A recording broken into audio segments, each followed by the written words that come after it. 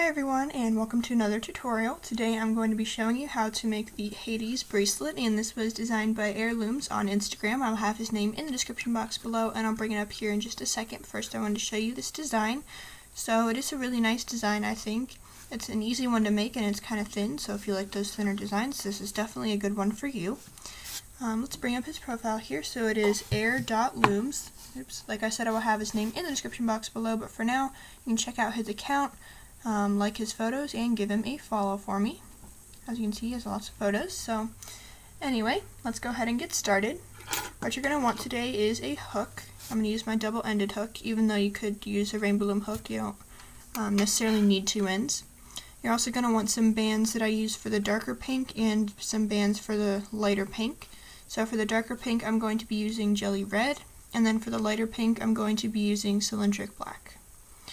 So you're also going to want a C-clip to secure your bracelet, obviously. But anyway, we'll go ahead and get started.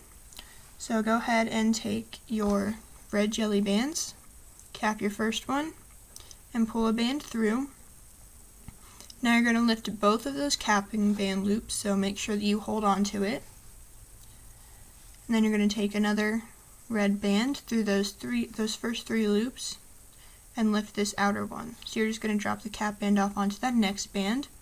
Then once you've done that, go ahead and turn your bracelet around and pull a cylindric black band through just this first band here, this first loop, and close it. So now you'll have 5 loops on your hook. Go ahead and turn this back around.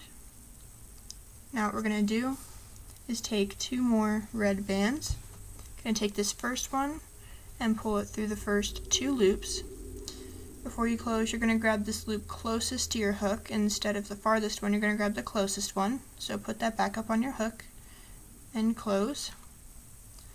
Then you're going to take another red band through all 6 loops on your hook, making sure that the black loops are closer to the opposite end of your hook that you're pulling a band through. Make sure that you do turn that back around. So once you pull your band through all 6, you're going to lift not the first one, not this first black, but the second black, skip the third, grab the fourth, skip the fifth, grab the sixth. So you're going to be picking up 3 loops, reattach, and then pull just this first loop over to the outside. So it'll look like that. Now you're going to take this loop, this black loop, and you're going to pull that over to this other side. So you're going to pull it right in between the first and the second loops here. Once you've done that, go ahead and take another black band, pull it through the first 2 loops, and just close. You don't need to pick anything up. Now turn this around, back to your red side. We're going to work on our red side now. Take 2 more red bands, pull this first band through the first 2 loops, and instead of picking up the farthest one like you would on a fishtail stitch, you're going to pick up this closer one and close. Now you have 6 loops on your hook. You're going to take a red band, another red band, through all 6 loops. Try to make sure that your bands stay in order.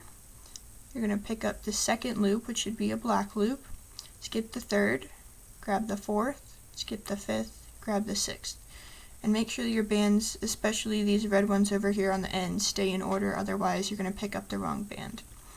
You're also going to move this first band over to the outside, like so. And then you're going to take this black band, pick it up and pull it, and drop it in between the first and the second loop, like so. Now you're going to take another black band through the first 2, and close. Don't need to pick anything up from there. Now we're going to turn this back around and work on the red side. Pull a red band through the first 2.